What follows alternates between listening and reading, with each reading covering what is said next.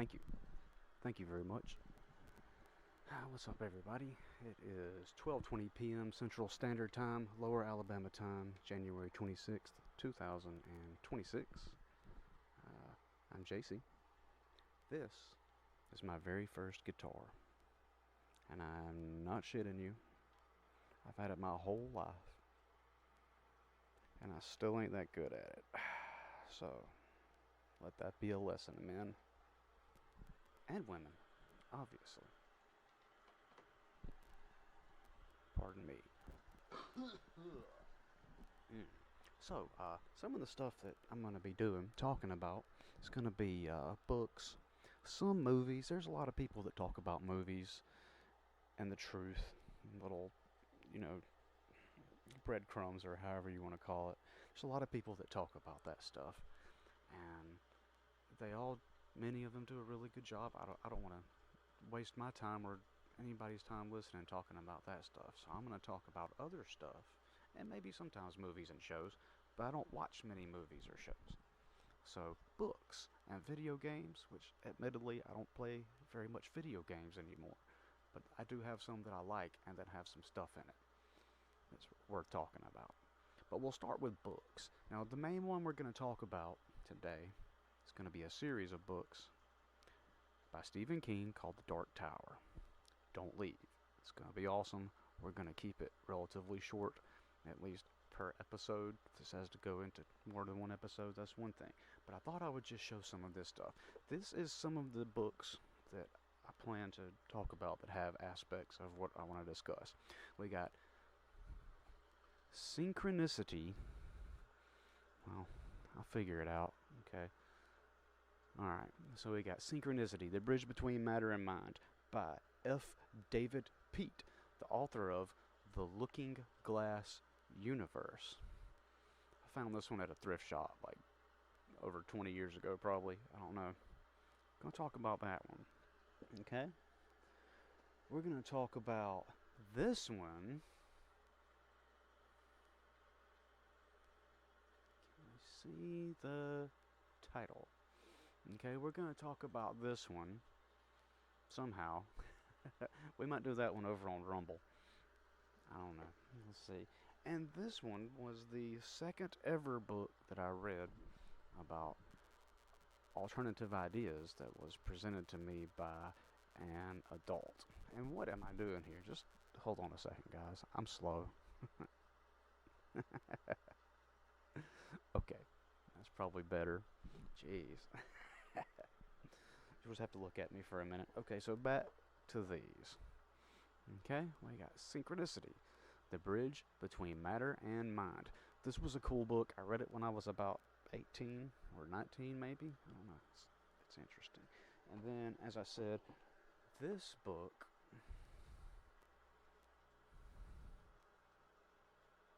okay, by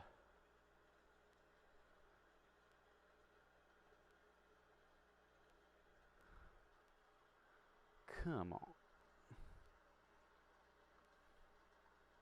It's too glary. Alright, let's just bring it back some. Okay, anyways, we're going to talk about this book somehow. It might be over on Rumble. Stay with me. It's slow burning, alright? Catastrophism and the Old Testament. This is the second book I was given as a young, just turned 18, truth-seeking individual by someone that was older than me that sort of, I guess, saw a common struggle or whatever. And this book's really cool. It's got an online PDF that's interactive, and you can look at what's going on with it. But essentially, this guy has the idea that some of the events, whether you want to call them catastrophes or miracles, were, I'm not going to say caused, because this guy's coming from a very, he's coming from a believer's standpoint and a faith-based standpoint. And he's not saying that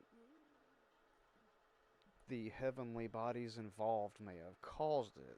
They were maybe the physical reason for its cause, but he believes God caused it to happen. But his idea is that a lot of the catastrophes that they write about are due to. And in this, it discusses orbital theories of heavenly bodies and, what's up there. Do we know? Are we certain about anything? I mean, I'm certainly not. I haven't been up there. But whether any specific model about the universe is right or wrong, the stuff in the sky could be affecting us even if they weren't planets millions of miles away, guys. So let's just pretend that they are planets, right?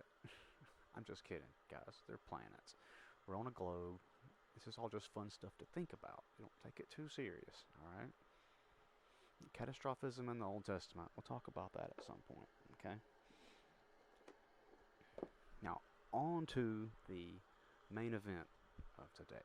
Now, when I was in the 3rd grade, I started reading Stephen King books. So my mom was going to college at the time, and I was always at the library, and I had tested into the gifted program, so they lifted all my restrictions on what age books I could get. You could just get whatever you wanted that was in the library. Who cares? And so I did. And this wasn't the first one that I read. Water. It weren't the first one that I read, and it weren't for sure the last one that I read. But when I read in the 3rd grade, I read, it's called, oh man, it's called Where Did I Put It? Hold on a second. Don't leave.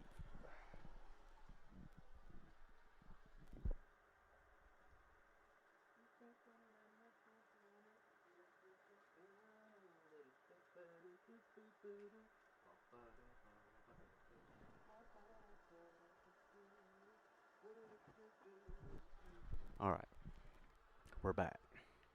Alright, chat. The first one that I read was called The Wastelands by Stephen King. That there is a train, okay? This book has a lot of cool pictures in it. This ain't the one, it might be. I'd be less surprised by anything to find out that this was actually the copy I was reading when I was in the 3rd grade in 1990. I got that at a thrift shop, a local thrift shop. So, The Wastelands. This is the 3rd book in this series. There's 7 main books, and one could argue that the Stephen King universe radiates outward from this story. And maybe at first the connections weren't intentional, but he's made most of these books connected. And maybe it wasn't intentional. And in the stories, they are connected because of the nature of reality and not because Stephen King planned it. Because as we'll talk about, Stephen King becomes a character in his own books, which is pretty Inception level of stuff. Reading a book about a guy in a story who's the guy in the story and the guy that wrote the story that is the main universe that his story's in. It's crazy. It'd be like Stan Lee being in the Avengers movies as Stan Lee, but also as a character in the Avengers movie within the universe of the Avengers, and he's also Stan Lee. Multiple levels of silly.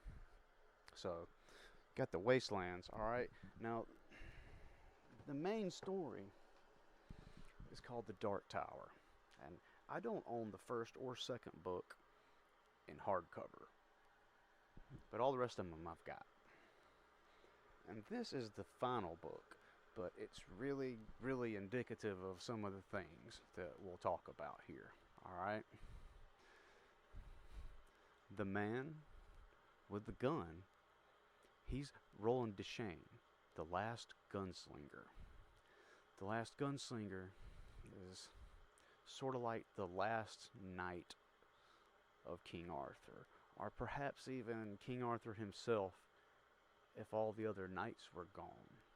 And we'll dig into that in a second. This thing behind him, this large building, that is the physical manifestation in his realm of the Dark Tower.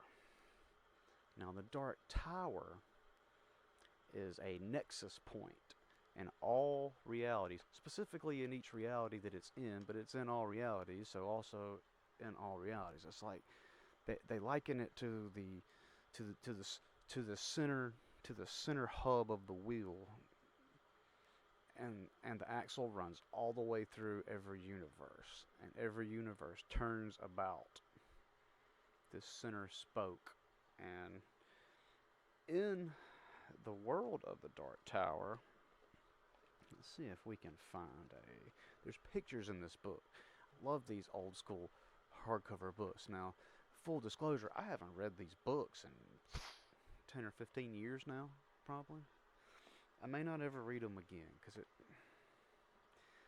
it's a whole thing to get into. It takes me places, and sometimes it takes me back, and sometimes it's good to just move forward.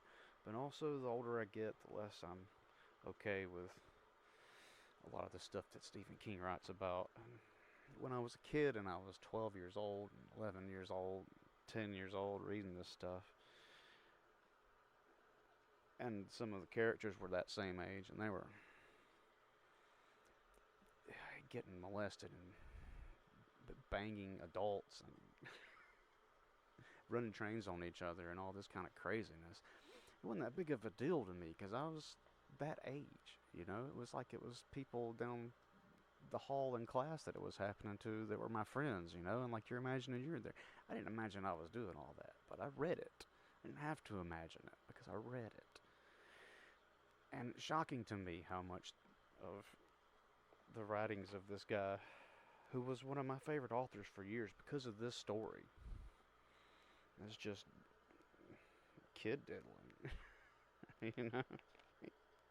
You want to talk about checking somebody's hard drive.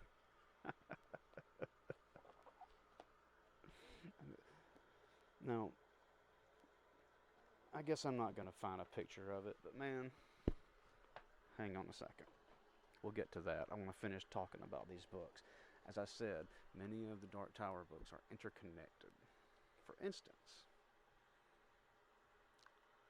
The Stand. This is an original. This is like a first. I believe this is a first edition. I also found it at the thrift store. The thrift store the thrift store had a whole box full of hardcover Stephen King books outside on their loading dock, and they wouldn't allow it inside the store because it was the Christian Service Center. And so I thought that was quite the boom. I don't care if it's first edition or not. We'll get around to that. It's not important right now.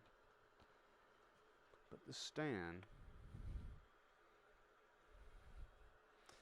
features a massive plague that breaks out, kills most of the people, and the survivors, there's the good guys and there's the bad guys. They all have the same dream, but the good guys interpret it a certain way and make certain decisions, and the bad guys interpret it a certain way and make certain decisions. The good guys go to Boulder, Colorado, the bad guys go to Las Vegas, Nevada, and eventually they have to work out their differences. And it's really interesting. The main bad guy is sort of an eternal evil. He's in the Dark Tower stories. That's sort of how it's connected. And in the fourth book, the one after the Wastelands here, they end up in the world of the Stand, if that makes sense. Now, in addition to the Stand, a big connection in the Stephen King Dark Tower universe is the story of It, which is a lot of kid banging and kid train running and all kinds of bizarre stuff. Okay, and again, when I read this in like early middle school, it wasn't that big of a deal because that's just roughly around how old I was. Alright, what about all the grown-ups that read this? Nobody had a problem with that? Do you know how many people's bookshelves I saw this on growing up before I'd ever even read it? It's wild. It's wild. It's connected. It's connected. Now, if you've seen It, then It is Pennywise the Clown. And Pennywise the Clown is in either an extraterrestrial or interdimensional or possibly both being came from somewhere else and is preying on specifically on children, but on anyone who's afraid, but especially children, because that's really what feeds him is children's fear. Grown-ups fear too, but man, children's fear. That's what Pennywise says. Pennywise has a main enemy in that universe that's also extra-dimensional, and it's a giant turtle. And in the world of Pennywise, which is the same as regular old Earth in every way except for there's a scary clown monster and ghosts and, hallucinations and things. Now, in that world, it's held up by a turtle, and its turtles all the way down.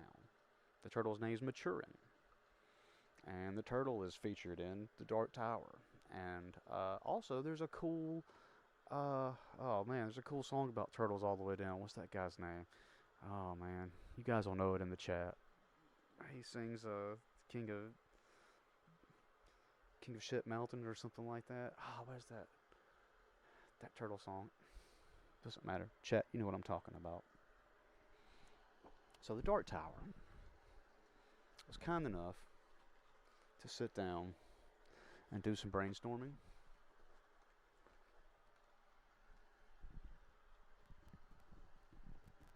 So that we can move through this a little more quickly. I realize it took me almost 18 minutes to get to opening the notebook. I appreciate y'all sticking around. It's about to get good, I think. At any rate, here we go. So, I've got some visual aid websites. We'll see how that works. Nope.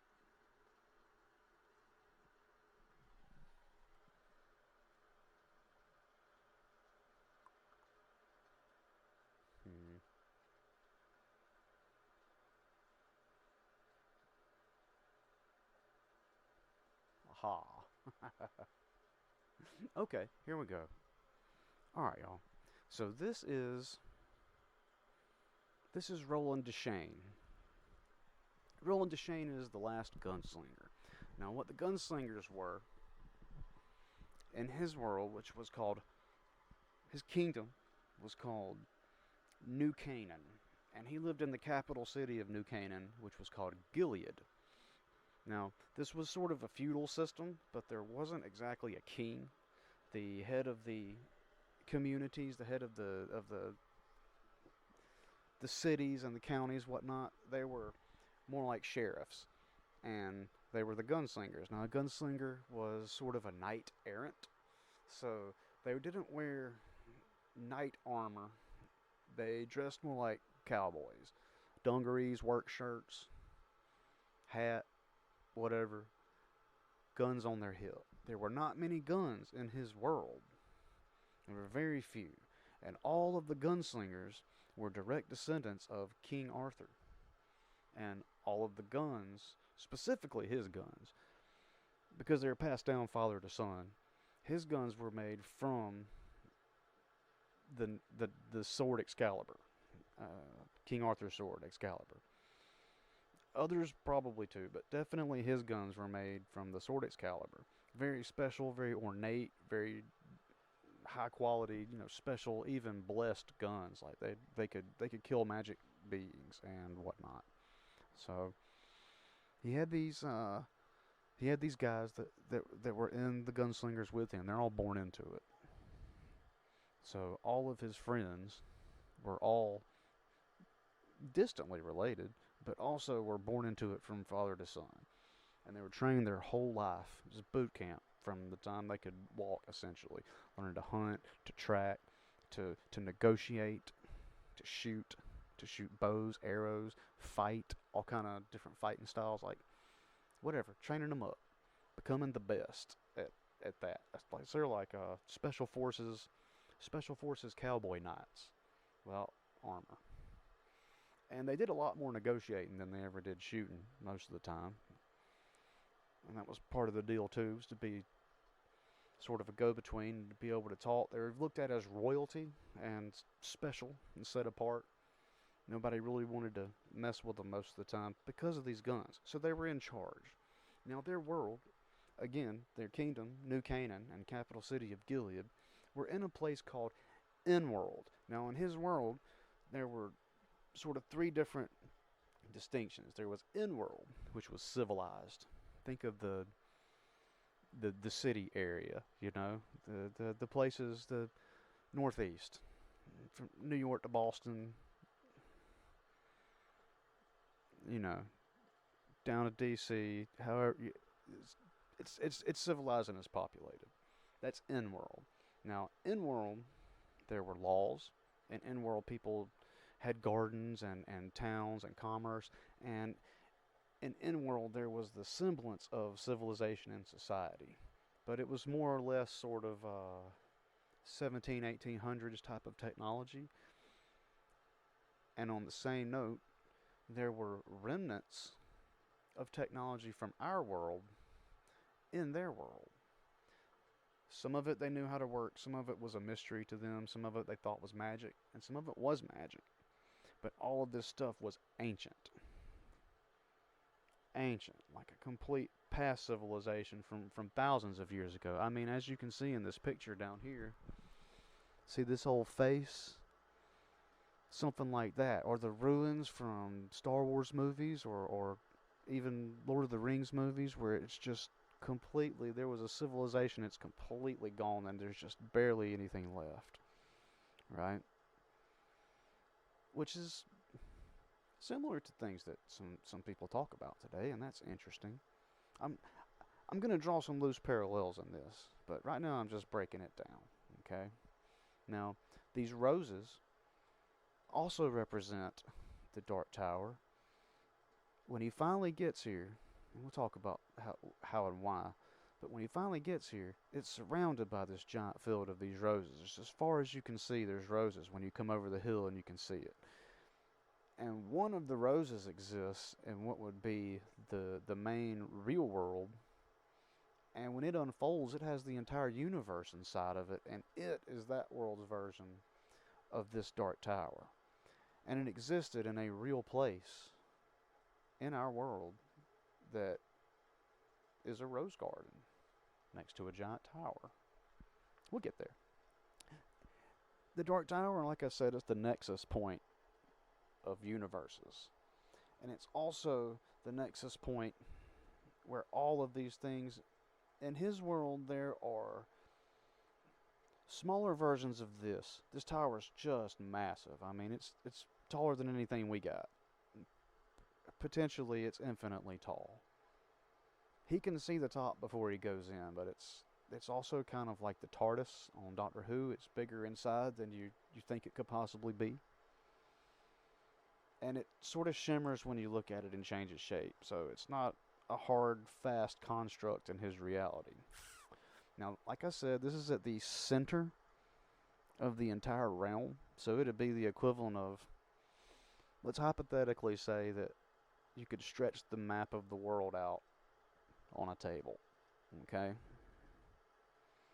And then in the very center of that map would be where we consider the North Pole. Okay? And then at the center of that map, where we consider to be the North Pole, would be a massively, impossibly tall structure called the Dark Tower. And that emanating outward from that Dark Tower are lines of energy that the people of Roland Deschain, the last gunslinger out of the land of Gilead, the son of Stephen, those people call the beams. Now, the beams stretch from the top of this, which, like I said, it's subjective. It's there and it's not there. But wherever it is in this reality, these beams go right towards the very top of it, like Sauron's eye, but without the eye. But that's part of it too, kind of. There's a lot of similarities between this tale and the line you could draw with the Hobbit and the Lord of the Rings. Anyways, these beams run like this. And even the plants, these roses, they might not do this because they're part of the manifestation of the tower and its energy. But even the plants and the trees would follow this, like the part in hair. You know, the grass, if the wind was blowing, it would part right down that line underneath this. Birds would be flying, and when they get under this, they just would head that way just because of the beam. Clouds, when they come by, they just would start following the beam because there's energy coming out of it. And it manifests itself in these clouds because this stuff sticks. And, I don't know what effect it has on these guys because in their realm, these are crucial. When these start failing, then their realm will be destroyed. When they all fail, when one breaks, it's catastrophic. They have a beam quake, and it destroys everything under it. This is thousands of miles long. It goes all the way to the end of the realm. That's how far it stretches. So, in Roland Deschain, the last gunslinger out of Gilead, the son of Stephen, in his realm, they don't mention one time the shape of anything, but it is held up by a turtle. And it's turtles all the way down, they say. So it's one turtle on the back of another turtle on the back of another turtle. But this goes from the center of the realm, which, like I said, if we put ours down on a table flat and the North Pole was the center, this would be dead right in the middle. There's actually a mountain in some of the older history legends called Lupus Nigre. I believe that's how it's called. It means black rock, which is pretty interesting. But it's a giant, tall mountain spire right in the middle of the realm at magnetic north at the North Pole, and it's got an island around it. Maybe, if I'm thinking about this right, I don't know. But in his realm, it's just got a big field of roses, and it's got these beams which look incredibly similar to some other things that you will see from time to time. I think this came out in 2004, this book. All three of the last ones, they came out about the same time. So this is a 22-year-old image. Well, I don't know how old this image is. The picture of it on that book I got over there is that old. And this is the last gunslinger, Roland Deschain, son of Stephen, from the land of Gilead. And, like I said, this rose, it also represents the Dark Tower, which is at the center of his realm, which is not a spinning globe ball, and it's a fictional story. I understand. I know. I'm not suggesting anything. I'm just pointing out. Dark Tower, and this thing really looks a lot like stuff. I mean, to me, not implying that maybe that stuff has anything to do with this, because I don't know. So, he's the last gunslinger because there was a civil war where dissidents and terrorists overthrew his kingdom and slaughtered all the gunslingers, including his father. His father was the leader of all the gunslingers. Stephen Deschain out of Gilead was the head gunslinger. And they killed everybody in this last battle. Okay? It was this big battle. All of his friends died. His daddy died. Everybody. It was terrible. And he was probably like 18 or something. I don't know. The book After the Wastelands talks about his first year as a gunslinger and his young life, which he was 12 when he became a gunslinger, which is wild, but it all fell apart pretty quick after that, and it was never that good in the kingdom because the rebellion had started right whenever he became a gunslinger. So, alright, so he's from New Canaan, capital city of Gilead. His lineage of gunslingers, all descendants of Arthur Eld, have special guns, some of the only guns in the realm. They're made from King Arthur's sword. And the gunslingers are on a quest, all of them, always, to protect the Dark Tower. I mean, they have to keep the law in their area. They have to do everything to keep civilization running. But the actual goal is, if it comes down to it, to go protect the Dark Tower. And it's actually his thing to go protect the Dark Tower, because he sees some stuff in a magic crystal ball, which we'll get to in the course of this, the magic crystal ball.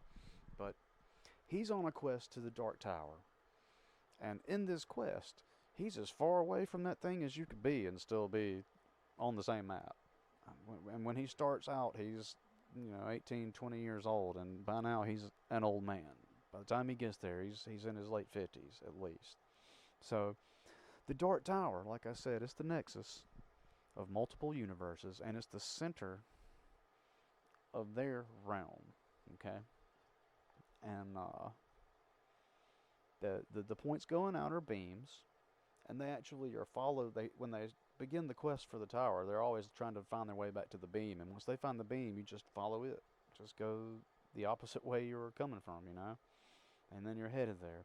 So, in this story of the gunslinger and the quest for the Dark Tower, there are multiple, if not infinite, universes. Alright? Now, in the multiple universes, there are portals.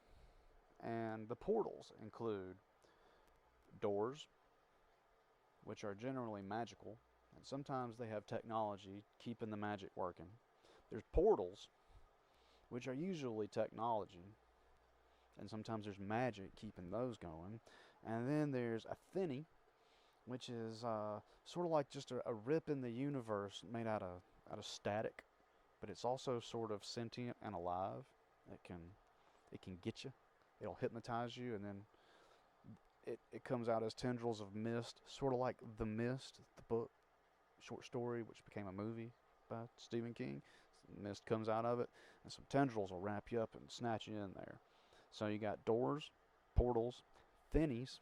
All right, you can't really go through a thinny and survive it. It destroys whatever it touches. And then there's Toadash, which is sort of teleporting psychically. Sometimes they can control it when they do it, and sometimes they can't. It's kind of half and half. And then there's Death, which many characters from many worlds, when they die, end up in his world from multiple different Stephen King books. When they die, they end up in some part of his world, usually Outworld. So that there's in-world, which again, where civilization is. There's mid-world, which is sort of where it's getting a little wild, sort of the frontier.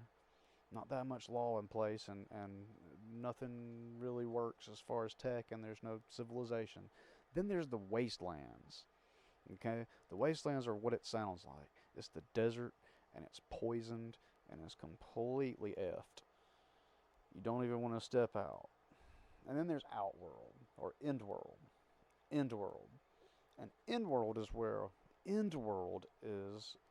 the Dark Tower is. And it appears to be extreme north. They have to go through a very cold area to get to it, so it appears to be extreme north. But the compass is in flux, so nobody really knows, because in his world, the compass is in flux. The days are longer or shorter, however they want it, however it goes. It's completely unpredictable. It might skip a day. Who knows what? Zombies come back to life. There's vampires and werewolves. I mean, there's all kinds of stuff.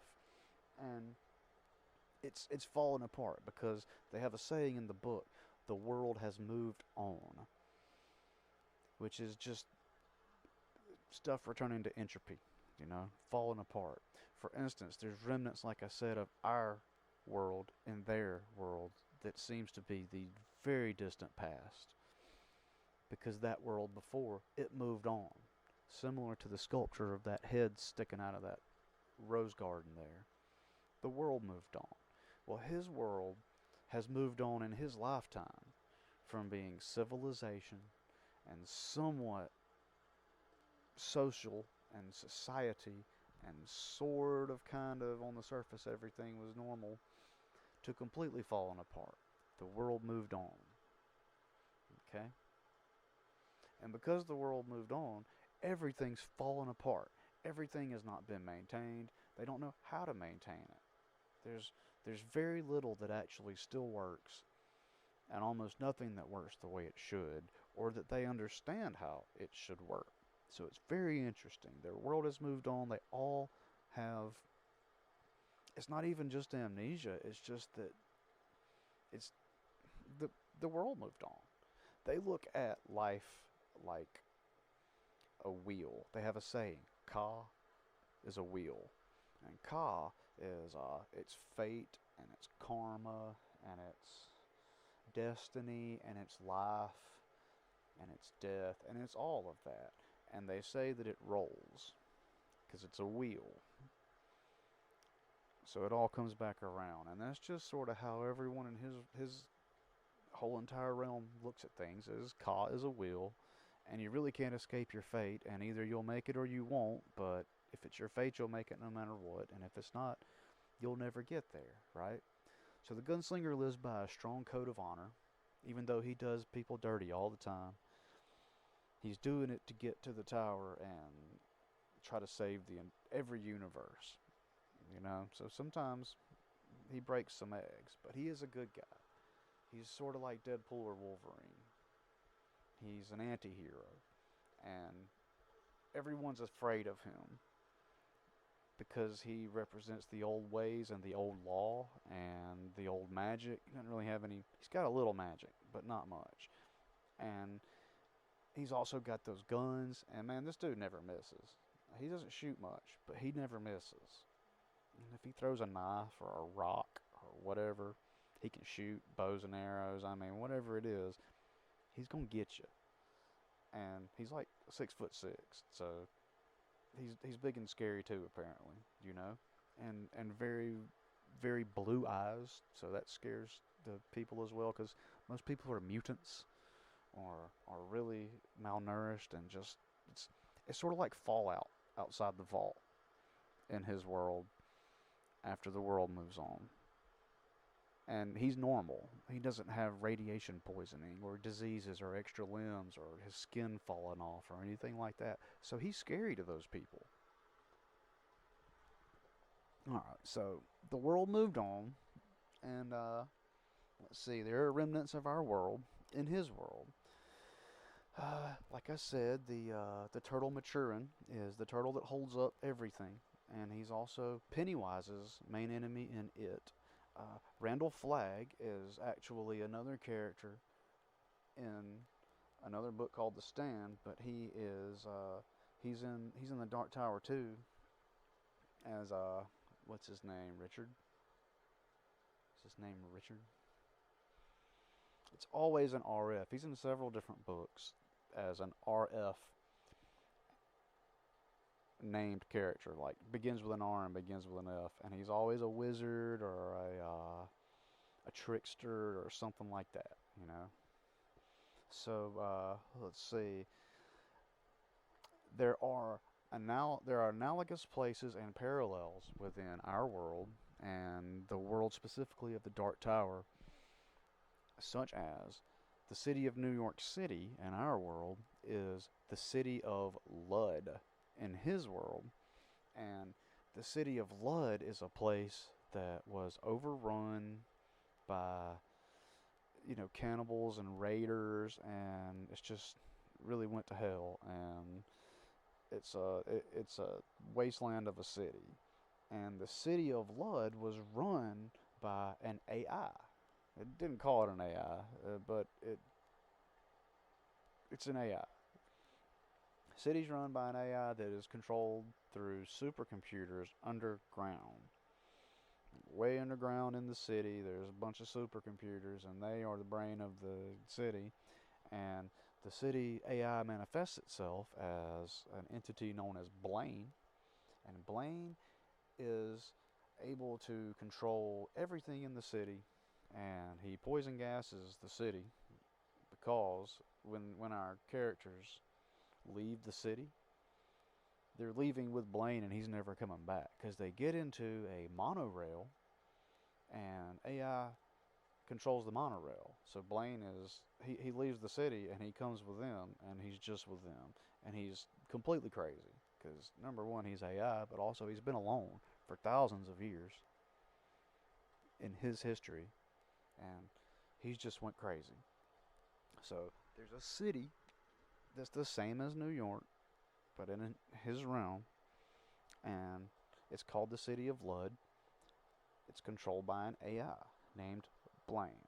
Uh, Blaine almost kills all of them because he's crazy. So there's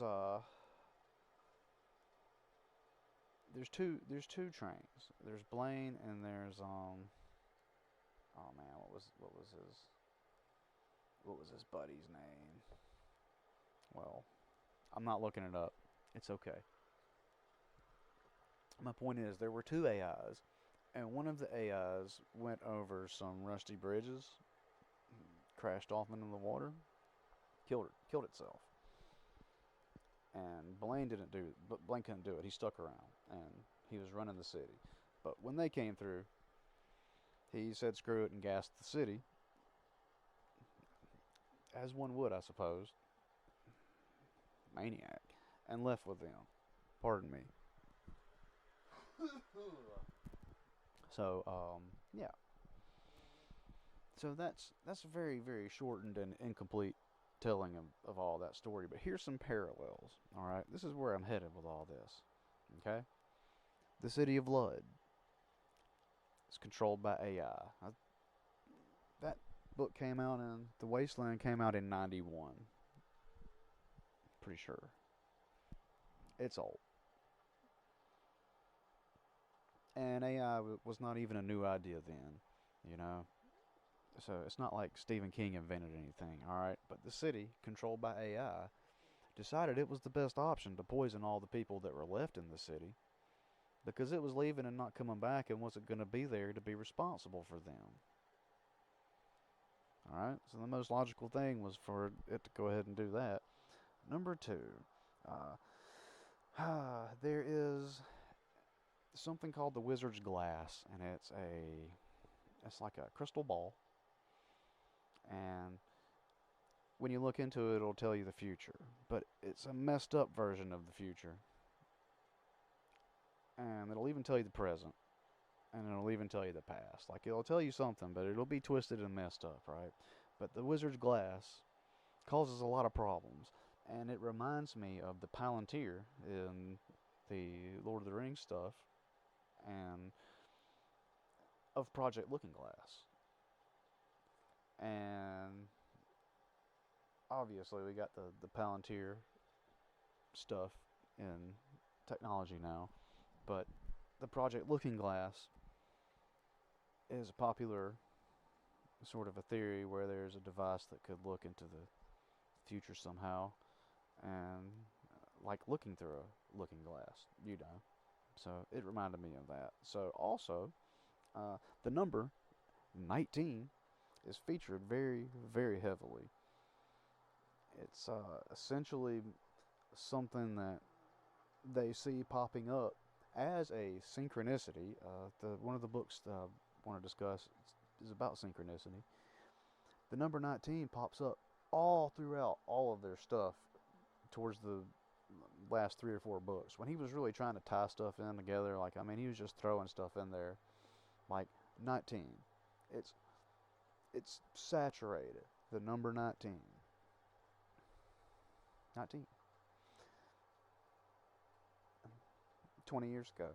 19. One of the things that they do in The Wolves of the Kala, which is the 6th book. 6th book? 5th book? 5th book. Is a dance called the Kamala. They dance a dance called the Kamala. This isn't that big of a noticing, but in the book The Wolves of the Kala, also there is the actual wolves that are attacking. There is a appearance of them being Doctor Doom. They are robots dressed up like Doctor Doom, and they are attacking the villagers of the Kala, which is the village, and stealing their children.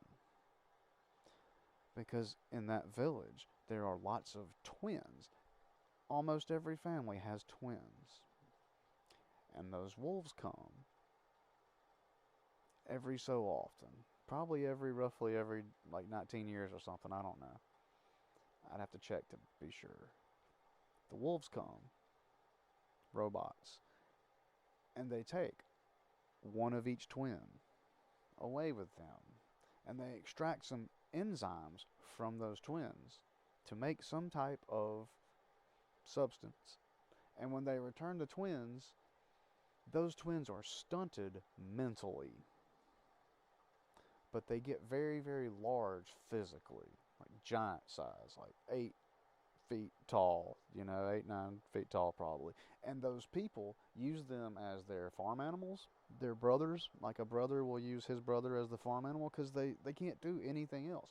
And the people using them don't like doing it. It hurts them a little bit. But also, the people that are getting used as the farm animals, they love it because they're strong and they're like playing outside. Like they're all in a super good, happy mood. Everybody's enjoying themselves, and the people who feel guilty only feel guilty about it for a second because then their brother or sister will just be laughing and enjoying pulling a giant plow because they got to grow their food somehow, and there's no horses in that area or livestock in that area that could be beasts of burden. They got little tiny, maybe they got little donkeys or something. I don't. Can't do farm. Couldn't do farm work with them. Their brought back twins were bigger and better beasts of burden and smarter.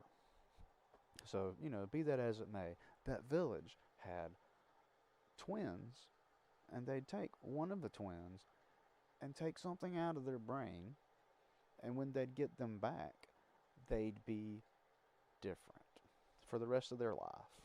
Okay? And they'd come every generation or so and take the twins. They'd come and they'd harvest their crop. Now, it turns out that substance was being used to make supplements to give to these people called the breakers. Now, the breakers are children, very gifted children that were recruited in various ways and discovered through all sorts of different means of testing and observation. And these children had special abilities, a lot like Charles Xavier and his school for gifted young adults. Special abilities. And when they take these supplements, which they didn't know where they were coming from or what they were, and also they were just kids and they were kidnapped to a different realm. They'd take these supplements and it would make their abilities increase. These kids had the shine, as they call it in some other Stephen King movies. The shine. They had abilities. And so the Crimson King, which is the main bad guy that he's up against, in so much as there's a main bad guy, the Crimson King is using these kids. He's got all these different stations set up that are like a campus. Big campus with a bunch of buildings out in the middle of nowhere. And they got these kids, and they've got them breaking the beams. These beams. They do it psychically. And they don't really know what they're doing. They just know that what they're doing is, it feels good and it's scratching an itch that they can do something. And they just let them do it, Like their whole life somebody's been telling them, don't think about what's going to happen in advance and see it before it happens. Or don't guess what those numbers are. Or like, don't make those symbols. Don't you draw those symbols. Somebody's been hearing that their whole life. And at this place, they don't have to not do it, They can cut loose and do their thing. And them doing their thing is breaking the beams. And they break the beams better. These kidnapped, tortured children, held captive by maniacs, live or die. Those kids are destroying what is holding together the entire universe. Every universe. Every universe. They're breaking those beams. If they break all the beams and the dark tower falls and crumbles, then every universe goes out. And they don't know they're doing that, but the bad guys know they're doing that. Now, the bad guys, a lot of them are humans. It's kind of like They Live. A lot of them are humans, but a lot of them are wearing human masks. And they got like rat faces and rat skin and bird faces and boar faces. I mean, it's every kind of animal. They're animal anthropomorphized animal monsters, and they wear magical human skin. It's like a mix of tech and magic that makes them look just enough human that everybody doesn't scream and freak out. But sometimes their mask won't be on just right. You'll see a little bit of something, and they'll usually just kill the people that do, because it's mafia and organized crime. Like they're bad dudes. In every realm, including the one that would be considered this world, or even the Dark Tower book version of this world, like there's organized crime and there's secret evil magic going on, all behind the scenes and undercover, like kind of Men in Black style, but it's all going on. And in his world, it's no secret that there's werewolves and vampires and zombies and monsters. He's also sort of like The Witcher. He is no stranger to monsters. He knows about all of that, every bit of it. He just doesn't have swords to fight them with. So the monsters wearing the human suits and the humans that work for them are all working together to destroy the Dark Tower and all of reality. All he has to do is find it. He's got to find it and save it. He doesn't know how he's going to save it, but he's got to get there. And that just involves walking for years and years and years. And he picks up people along the way. And that's part of the story, obviously. But it doesn't really apply too much to any of this. Because what matters, okay, is that in his world, there are edges and corners of the realm, and in the very center of it, where we would call the North Pole, is a giant tall tower, and there are beams that look very much like that coming out from it, or at least they cause the formation of clouds. The beam's invisible, but this is the physical effect. Okay? There are portals that are both magical and technological, and there are also natural means and psychic means for switching between different universes and realities, and they're all stacked on each other to where this is even possible. Okay? The number 19 is featured very heavily in all the stories. Synchronicity is a very, very important part of the Dark Tower series. Very important part. The analog of the city of New York, which is the city of Lud in the Gunslinger's world, was run by an AI, which went crazy and killed all the people that lived there. Okay? And let's see, what else? There was, in every level of reality, a major, major problem with people's children being scouted, screened, tested, observed, pursued, taken, used, discarded, and replaced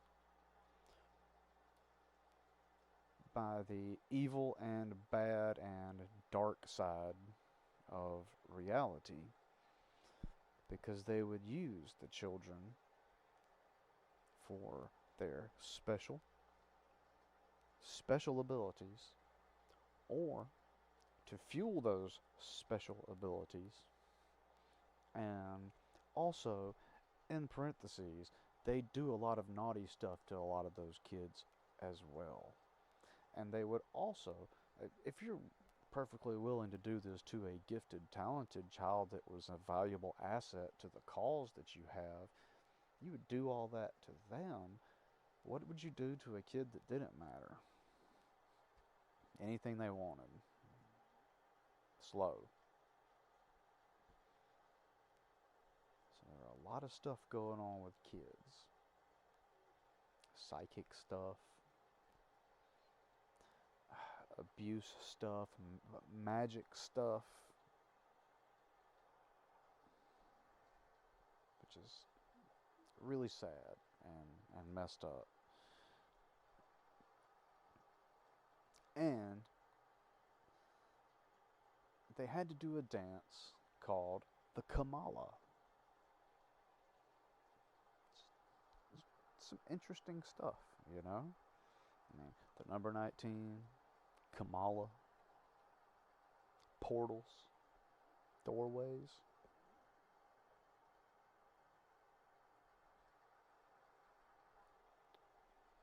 Kids getting, oh my, kids getting abducted and abused and killed and all sorts of different things, you know? And it just seems like it's all part of a story, you know? And yeah, it is. This is a fictional story. None of this stuff. Hold the phone. Hold the phone. In this book, the last book, The Dark Tower, it's revealed that one of the worlds is Stephen King's world himself, and that he wrote these books under the hypnosis and possession by a deity of the realms of this book, and that it told him what to write, and it put him into certain circumstances in his life to make him do it. And he was resistant, so there were consequences, but he becomes a character in his own book and gets to meet this guy that he made, and it really blows him away. And he's like, wow, man, I made you, you know? But it's this whole thing. So there's also a real place. Now, in the book, what do we got? It's the corner of 2nd Street and 47th Street, maybe. I don't recall. But this is called Dag Hammarskjöld Plaza. Now, it's a what they call a pocket garden, and it's in the book. In the third book, which is the first one that I got, I showed the picture of it, the Wastelands. In the book, one of the characters, Jake, who's a young boy with psychic abilities that dies in one reality and gets transported to Gunslinger's reality in another reality, and he dies in that one too, and then gets pulled through again, and then dies again. I mean, it's just constant. Pull the kids through, kill them, pull them again, and pull them through again.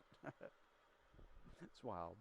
Anyways, in his world, he goes past this block, and this place is boarded up. It's got a big fence around it, and it's under construction. And he climbs over the fence, and in this place is this wild garden. Now, I suppose this is what it looks like now.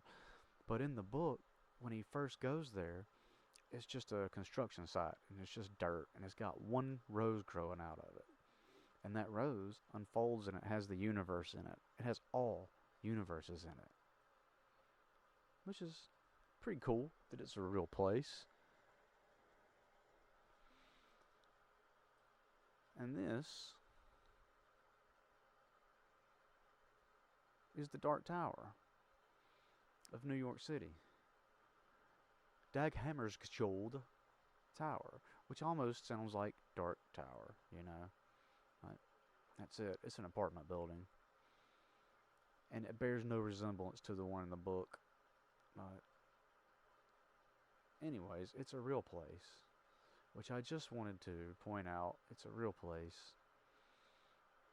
And we can talk some more about how there are links between Stephen King books and whatnot. Oh, this is for the next one I'm gonna do. That's where I went to elementary school. That's called East Three Notch Elementary School. It's now the city hall in the town where I live. But we'll save that one for next time. Cause yeah, I've been going 61 minutes. That's not bad. I mean, I knew I wasn't gonna be able to keep it at 20. Let's see if I missed anything.